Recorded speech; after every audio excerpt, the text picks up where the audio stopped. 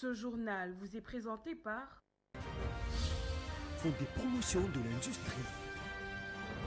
Votre partenaire privilégié pour la réussite de vos projets.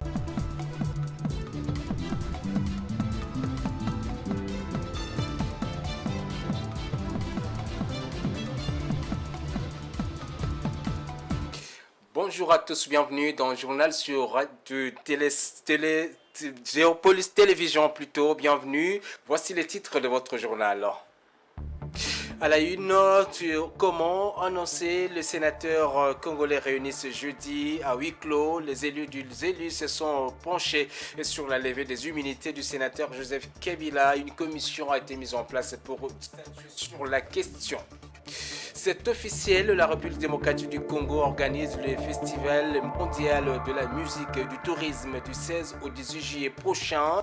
Le ministre de tutelle était face à la presse ce jeudi à Kinshasa. On terminera cette édition du journal avec Blessed Kuzola, notre envoyé spécial à Bouendé dans la province de l'Achuapa qui est revenu à Kinshasa pour nous parler de la difficulté d'approvisionnement avec notamment de carburant. Bienvenue dans le journal. Réunis ce jeudi en séance plénière à huis clos, les sénateurs ont examiné les réquisitoires présentés par l'auditeur général des forces armées de la République démocratique du Congo. Celui-ci a demandé la levée de l'immunité parlementaire de l'ancien président de la République, Joseph Kabila, soupçonné d'implication dans la rébellion du M23. Pour justifier la tenue de cette séance à huis clos, le président du Sénat, Samalou Kondé, s'est appuyé sur les règlements intérieur de la Chambre haute. À l'issue de cette réunion, une commission a été donc constituée et devra rendre ses conclusions dans un délai de 72 heures. Nous y reviendrons donc. Dans la soirée de jeudi, la première ministre Judith Suminwa a procédé plutôt au lancement officiel de la 6e édition du Katanga Business Meeting lors d'une cérémonie tenue à l'Assemblée provinciale du Lualaba. L'événement s'est déroulé en présence de la gouverneure du Lualaba, Fifi Masuka, de plusieurs membres du gouvernement national et provincial, de représentants de maisons de diplomates accrédités en RDC, du vice-président national de la FEC, ainsi que du dirigeant d'entreprises minières, de sous-traitance et beaucoup d'autres. Regardez ce reportage de Patience Lukeke. Pour l'édition 2025 du Katanga Business Meeting, le thème retenu est « Bâtir notre futur ». Selon l'initiateur Costa Mansuka, cela implique de miser sur les femmes, les entrepreneurs et les jeunes formés, d'où des conférences sur le leadership féminin, l'entrepreneuriat, la formation professionnelle, l'innovation industrielle, la traçabilité minière, l'énergie et la sous-traitance, autant des leviers essentiels à la compétitivité, a-t-il expliqué. Dans son discours, la gouverneure Fifi Masuka a plaidé pour une gouvernance souveraine et attractive du corridor de Lobito, projet ferroviaire reliant la Zambie à l'Atlantique via la RDC et l'Angola, afin qu'il profite en priorité au développement du pays. Invitée d'honneur de l'édition, la première ministre Judith Suminwa a souligné que le thème choisi est un appel à la responsabilité collective et à la conscience de notre capacité à transformer la RDC.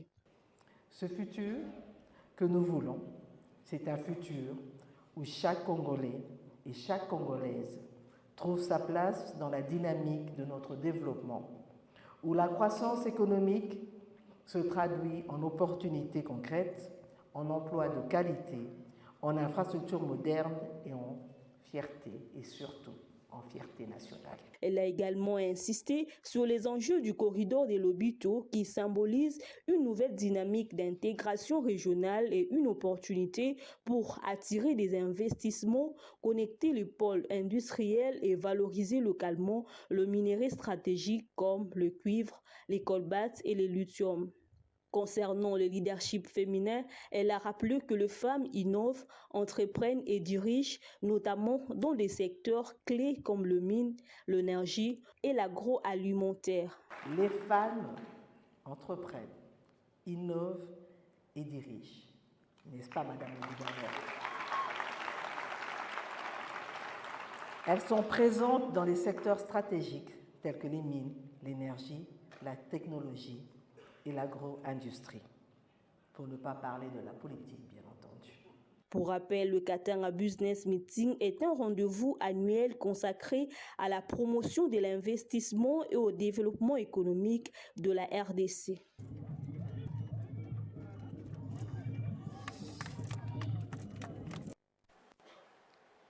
Restons dans la province du Lualaba, justement dans les cadres de cette visite où la première ministre Judith Suminwa Tuluka a reçu plusieurs délégations issues de forces vives et de milieux politiques locaux. Ces échanges ont permis aux représentants provinciaux de lui exposer les principales difficultés auxquelles la région est confrontée. Francine Moukeba pour le reportage. Lors d'échanges avec les autorités coutumières, le chef d'Issa Koundoundou a, au nom de ses pairs, évoqué auprès de la première ministre l'arrêt de certains travaux d'IPEDEL 145 territoires et la nécessité d'un degré reconnaissant Kassanji comme deuxième ville. Les confessions religieuses ont, pour leur part, transmis un message de paix et de soutien à la chef du gouvernement, saluant les efforts du chef de l'État pour restaurer l'intégrité territoriale du pays. S'adressant aux partis politiques de l'Union sacrée de la nation, la première ministre a appelé l'unité au-delà des divergences et au patriotisme. Elle nous a appelé beaucoup plus au patriotisme. Nous devons vendre notre RDC une belle image, malgré nos divergences, malgré les difficultés que nous passons, mais nous devons être des patriotes. La société civile a abordé les enjeux de la transformation agricole et de l'emploi des jeunes, tout en saluant le leadership de Judith Suminwa Tuluka. Des associations de femmes et des jeunes ont également présenté leurs préoccupations à la chef du gouvernement. Nous avons, en tant que jeunes de la province du Lualaba, félicité tout d'abord le gouvernement central par rapport aux efforts fournis pour ramener la paix à l'est de notre pays. En tout cas, ce sont des efforts louables et nous restons derrière ce gouvernement.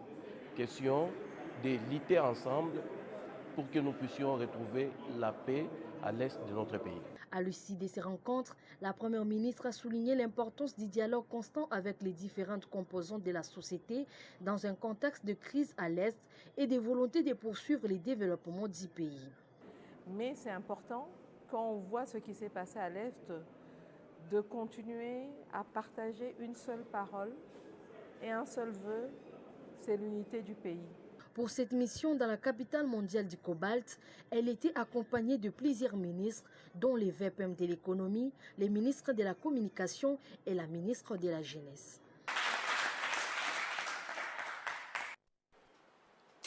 Et je le disais au sommaire, la République démocratique du Congo organise la première édition du Festival mondial de musique et du tourisme en collaboration avec l'ONU Tourisme.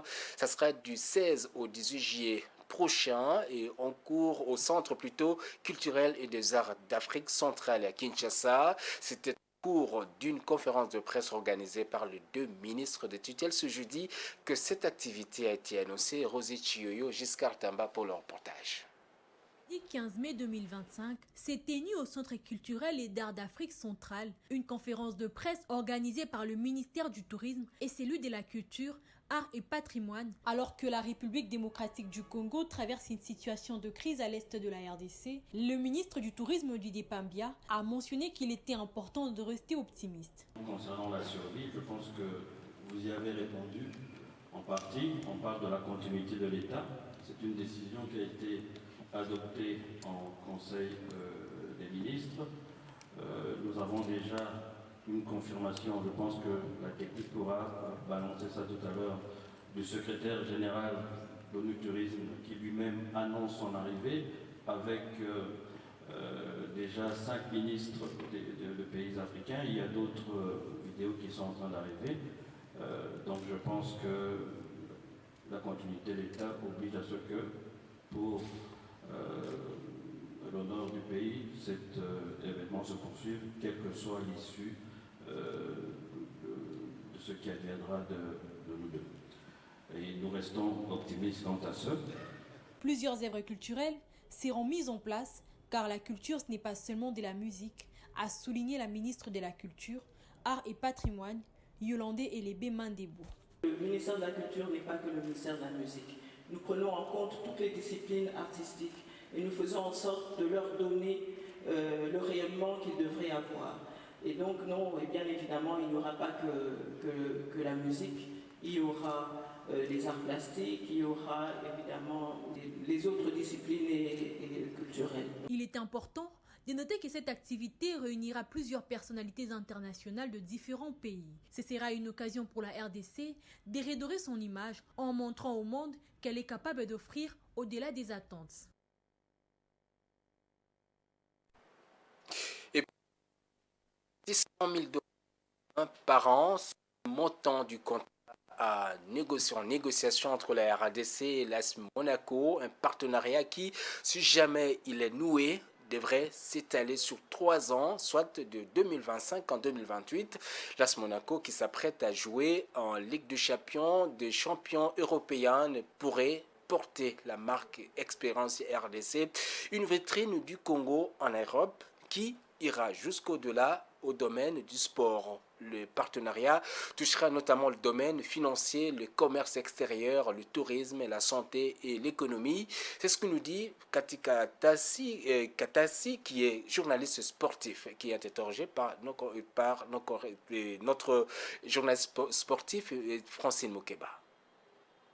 Bon, je crois que nous saluons l'avenir de ces partenariats entre la RDC et le club de la principauté de l'Est Monaco en France. Et surtout qu'à l'attendement des autorités de la RDC, il ne s'agit pas seulement d'un partenariat pour la visibilité, mais bien plus d'un contrat de transfert de compétences pour l'amélioration de notre football. Ces contrats de football qui accordent 80% au développement du football en insistant plus sur la formation des entraîneurs, l'exécution des programmes de la formation des jeunes talents, l'amélioration des infrastructures et surtout le renforcement des ligues locales de football à travers les recoins de la RDC. Une véritable aubaine pour notre pays. C'est une façon pour nous de combler les retards en qualité de la formation avec le reste des nations. Voilà, une très belle initiative pourvu que ces protocoles arrivent à un accord définitif pour sa matérialisation. Nonobstant certaines mauvaises langues qui évoquent une sorte de copier-coller avec les fameuses visites au Rwanda, et que le gouvernement aurait d'abord en amont conçu les routes, les aéroports et surtout amélioré la sécurisation des investissements. Je crois que pour nous, c'est une très bonne chose et que le ministre Boudi Mboué ait signé ce partenariat avec les directeurs sportifs du club du Rocher et Thiago Scuro. En attendant, en tout cas, vivement souhaiter la concrétisation de ces partenariats pour le développement de notre football. Que Kinshasa, la ville-province, dispose de nombreuses stations-service. La réalité est tout autre dans la province de la Chuapa. Là, nous sommes dans la Grande Équateur. À Bouendé, par exemple, son chef-lieu, aucune station-service n'est opérationnelle. Face à cette pénurie, les habitants n'ont d'autre recours que les vendeurs informel de carburant, surnommé Kadhafi, devenu la principale source d'approvisionnement. Un reportage signé Blessed Kouzola et Béni Ifombo, les envoyés spéciaux de Géopolitique Télévision sur place. La vente de carburant, voici une activité économique, commerciale, populaire et rentable ici dans la ville de Bouendé. Le manque de stations-service dans le chef-lieu de la province de la Chuapa a permis aux revendeurs appelés Kadhafi de pouvoir subvenir aux besoins de la population afin de s'approvisionner en carburant dans leurs véhicules et surtout dans les taxis motos populaires à Bouendé. Pour le Kadhafi, toutes leurs marchandises proviennent de Kinshasa par baleinière. C'est un seul moyen. Kinshasa, Bouendé, à travers la balinière, il y a Mabaya, des fois l'accident est allé, des fois la perte, mais quand même, les autres sont abisso.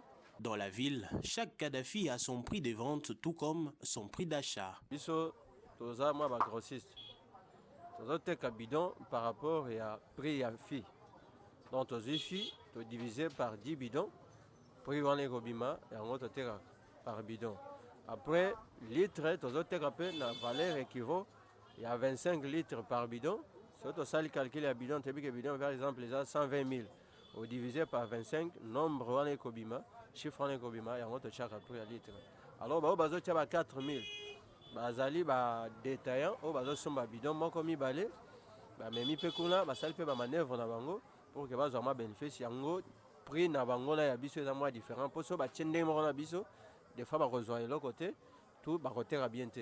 Ils évoquent par ailleurs les difficultés rencontrées quant aux taxes très élevées imposées par les autorités provinciales dans divers secteurs. Difficulté toza na ngone mingi awa na Bwende eza taxe eleki makasi na Bwende.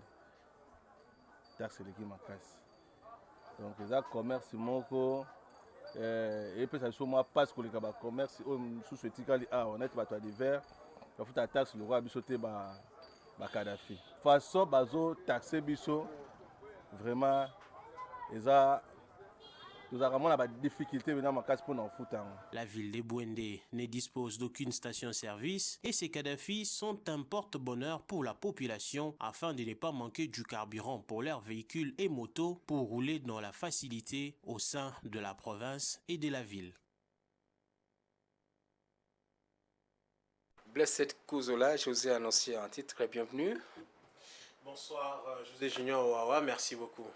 Donc c'est un long parcours dans la ville de Bwende. Vous avez été un peu partout dans les recoins de la province de la Chuapa. Et là, c'est le premier reportage d'une série que vous nous apportez de Bwende. Et vous montrez les difficultés de transport. Comment est-ce que ça, les difficultés d'approvisionnement en carburant, comment on s'y prend là-bas?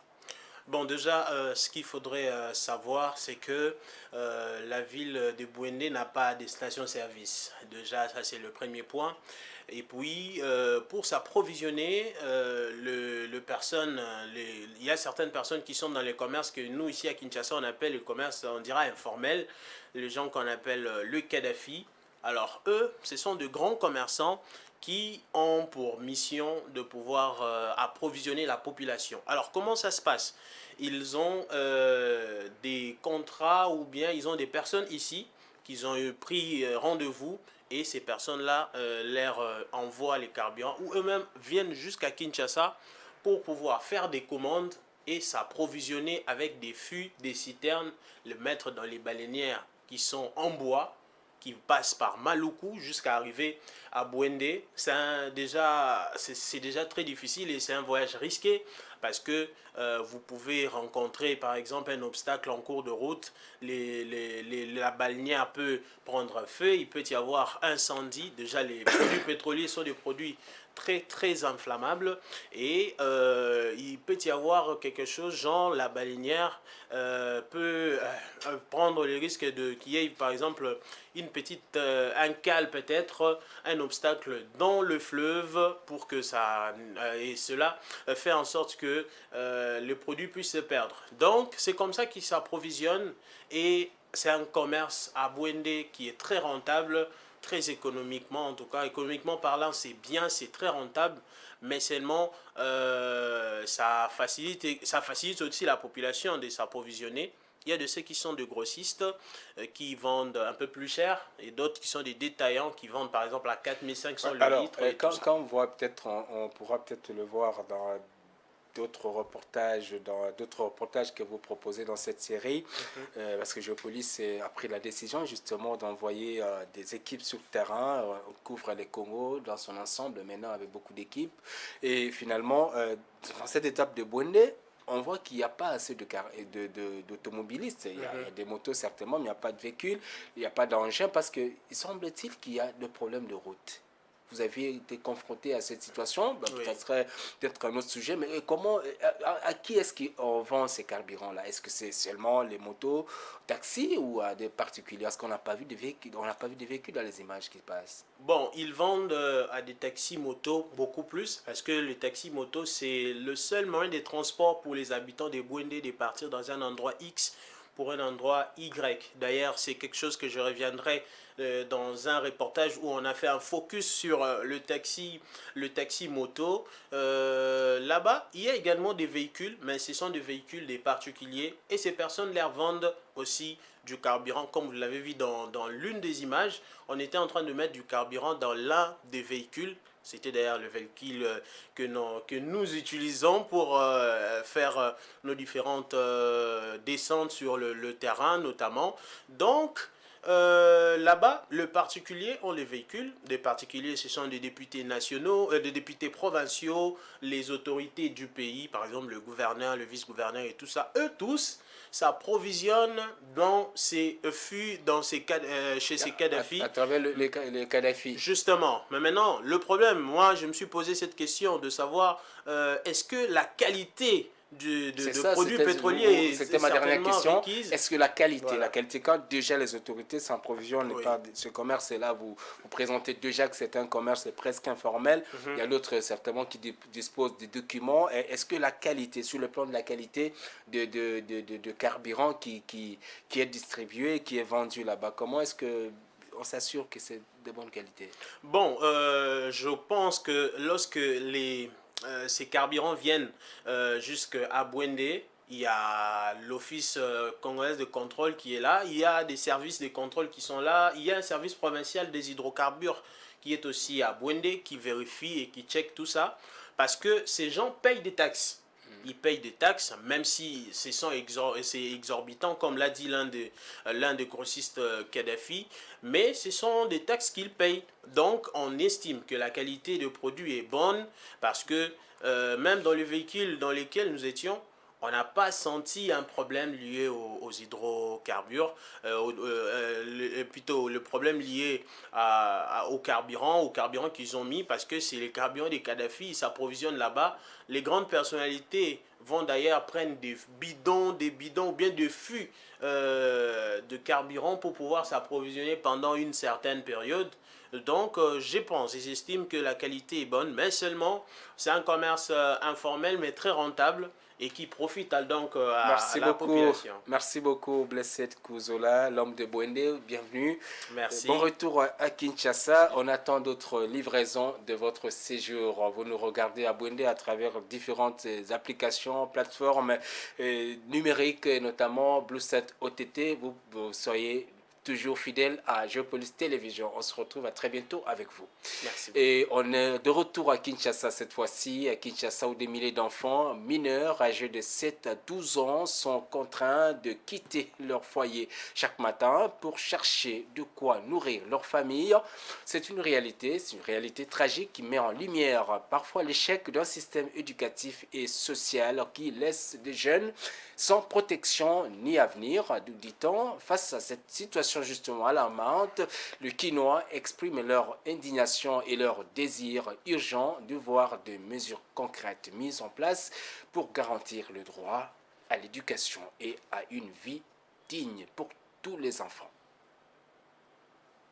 Chaque matin, alors que le soleil se lève timidement sur Kinshasa, des enfants mineurs, souvent âgés de 7 ans à 12 ans, quittent leur foyer, non pas pour aller à l'école, mais pour chercher de quoi se nourrir. Dans un contexte où la pauvreté est omniprésente, ces enfants se retrouvent contraints de jouer un rôle de soutien au sein de leur famille. Cette réalité soulève une vague d'indignation et de tristesse parmi les Quinois qui voient en ces enfants les victimes d'un système défaillant. Quand on voit déjà ce genre de choses qui se passent, ça montre déjà les indices. Les indices sont en rouge. Parce que quand les choses ne vont pas, c'est ce jour de la sortie. Alors, ce qu'il faudra, on est dirigé, non? C'est d'abord la part des dirigeants. Il y a un ministère qui s'occupe des enfants, il y a des gouvernements, tout cela. Il suffit qu'ils mettent un peu d'intelligence pour pallier à ce problème. On sait que ce ne sera pas totalement, mais quand même, essayer de gérer cela. Il y a le ministère des Affaires sociales et puis autres, tout cela. C'est à eux qu'on doit demander tout cela. Mais nous, de notre part, nous sommes peuple, nous ne faisons que déplorer. Ce phénomène n'est pas seulement le reflet d'une crise économique, il illustre également un échec systématique en matière d'éducation chez les parents et de protection sociale. Ces enfants sont à la merci de la rue et qui les amène à la rue. La faute doit incomber aux parents ou bien à l'État congolais. Moi, je ne sais pas. Parce que moi, je vois très mal un enfant de 6 ans, de 7 ans, qui va se faire un commerçant, un chailleur, un vendeur de quoi. Là, je ne sais pas moi vraiment. La situation est vraiment un peu atténuante, mais on doit attribuer la responsabilité à l'État congolais ou bien aux parents des enfants. Si c'est aux parents, donc on comprend que les parents sont incapables de gérer des enfants. Parce qu'un enfant qui se met à la rue pour vendre à l'âge de 5 ans, de 7 ans, c'est-à-dire on comprend que les parents sont dans l'incapacité notoire de gérer leurs enfants. Mwana ebongi ayebana kozala na encadrement nanu liboso nanu ya baparents.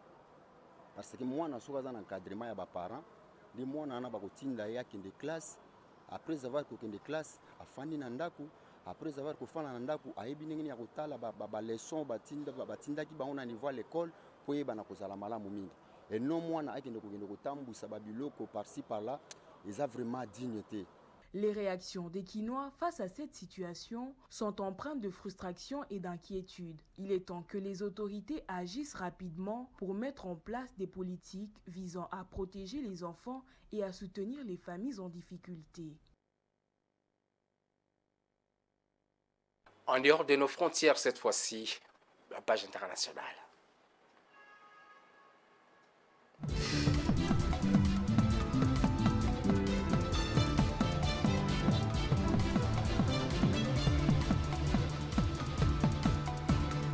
La page internationale cette fois-ci avec la mise en exploitation de sa phase 2, le port autonome de Kribi ouvre une nouvelle ère de croissance pour le Cameroun en intégrant le cercle de 5 ports en Afrique subsaharienne pouvant accueillir des navires de type Megamax. Grâce à cette prouesse technique et stratégique majeure, le PAC triple ses capacités pour devenir le pivot incontournable des échanges commerciaux en Afrique centrale. Regardez. Flairon du secteur portier en Afrique centrale, les ports autonomes de Kribi s'est inscrit dans les registres de plus grandes plateformes portières d'Afrique. Un Megamax de 400 mètres de long, capable de transporter près de 24 000 conteneurs de 20 pieds, a marqué le 9 mai 2025 la mise en exploitation officielle de la phase 2 du port de Kribi. D'une superficie de 51 hectares, cette infrastructure de nouvelle génération, d'une valeur de 793 millions de dollars, est dotée d'un quai de 715 mètres avec une profondeur de 16 mètres, ainsi que l'équipement des dernières technologies, portique STS, RTG, tracteur portière, grille mobile, pour une capacité annuelle de traitement de 1,3 million de conteneurs équivalent 5 pieds. Ce nouveau terminal permet au port de Kribi de tripler ses capacités en seulement 7 ans. Adosé à une zone industrielle intégrée, le port de Kribi a déjà traité plus de 60 millions de conteneurs depuis son lancement en 2021, confirmant sa position de maritime incontournable dans le golfe de Guinée. Le site est depuis 3 ans devenu le deuxième contributeur aux recettes douanières nationales. En 2024, le PAC a généré 300 milliards de francs CFA de recettes fiscales, soit 16% de l'enveloppe globale collectée à l'échelle nationale. La phase 3 du port de Kribi permettra de construire un terminal minéralier et un terminal hydrocarbures. En à croire les autorités portières, ces travaux devraient respectivement démarrer en 2027 et 2028. Plateforme de transbordement majeure, captant des gens entiers du trafic destiné à Douala, tout en servant d'éclatement pour le Nigeria, le Gabon, le Congo et la Guinée équatoriale, les ports de Kribi ambitionnent de devenir les pivots incontournables des échanges commerciaux en Afrique centrale, tout en ouvrant de nouvelles perspectives pour les transits des marchandises vers les marchés internationaux. En Afrique centrale, à Londres,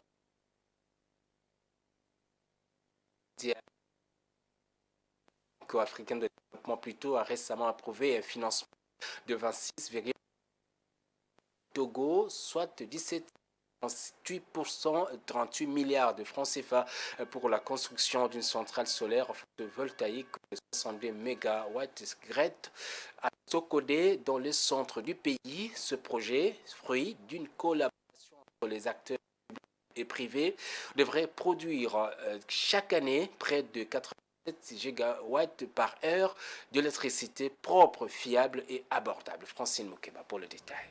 Au Togo, la Banque africaine de développement a approuvé un financement de 26,5 millions d'euros, soit environ 17,4 milliards de francs CFA, pour la construction d'une centrale solaire photovoltaïque de 62 MW à Sokodé, dans le centre du pays. Cette facilité annoncée le 8 mai 2025 s'est inscrite dans le cadre de la stratégie nationale visant à atteindre 200 MW de capacité en énergie renouvelable d'ici 2030.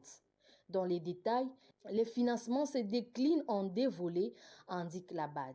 D'une part, un prêt de 18,5 millions d'euros de la BAD et d'autre part, un prêt concession de 8 millions d'euros du Fonds pour l'énergie durable en Afrique.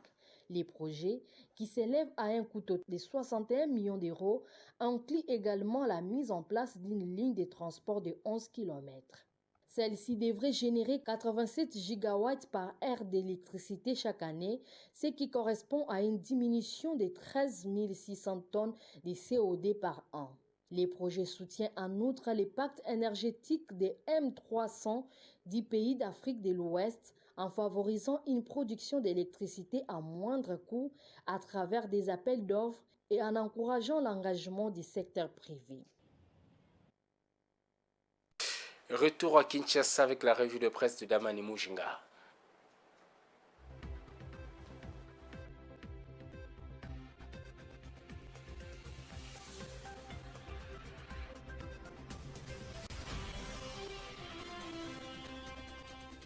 Mesdames, Messieurs, bonsoir. De nombreux quotidiens congolais ont placé en une la procédure de levée d'immunité de Joseph Kabila ainsi que le procès Boukangalonzo, deux affaires explosives qui révèlent des lignes de fracture tant juridiques que politiques. Info 27 attire l'attention sur un débat juridique qui secoue les constitutionnalistes. La question centrale, le Sénat peut-il statuer seul sur la levée d'immunité d'un ancien président élu ? Le journal rappelle que l'article 8 de la loi du 26 juillet 2018 impose un vote du Congrès à la majorité de 2/3, mais souligne aussi que d'autres voix soutiennent que cette disposition ne s'applique que pour des faits commis pendant l'exercice du mandat présidentiel. Ce point de vue conforte la thèse selon laquelle les actes reprochés à Joseph Kabila étant postérieurs à 2019, seul le Sénat, dont il est membre de droit, serait compétent. Le potentiel, lui, ne s'embarrasse guère des subtilités juridiques et lit dans cette levée une manœuvre politique délibérée. Kinshasa et rupture de ban avec le FCC de Kabila, dont les faits et gestes sont auscultés avec minutie. Il s'agit pour le pouvoir en place d'un acte de rupture avec l'ancien système. Le journal affirme clairement que le gouvernement est déterminé à engager des poursuites judiciaires contre l'ancien chef de l'État. Présidence. Le journal dénonce une situation où il n'y a pas de charge formelle contre lui, tandis que le CCDH exige sa libération sans condition. La question sociale n'est pas en reste.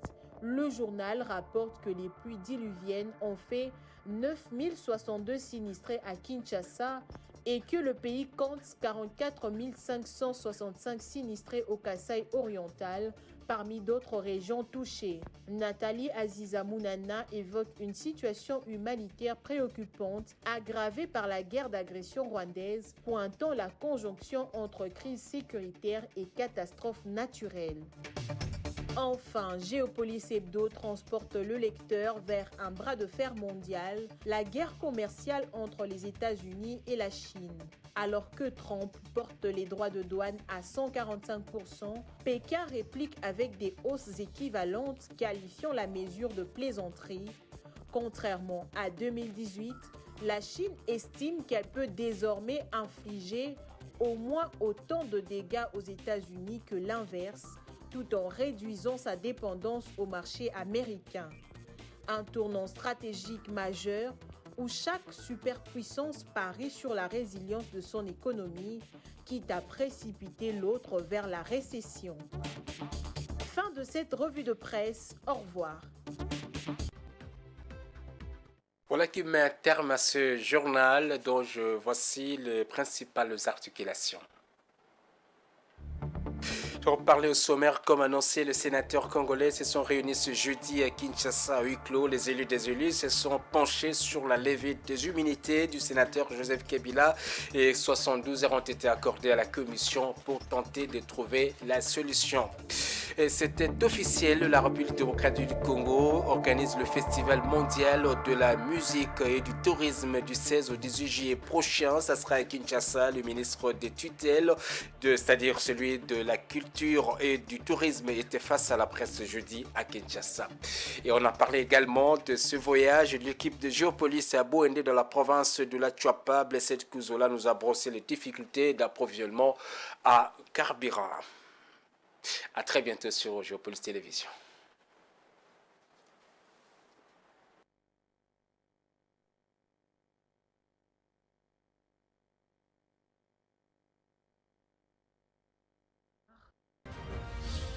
Font des promotions de l'industrie. Votre partenaire privilégié pour la réussite de vos projets.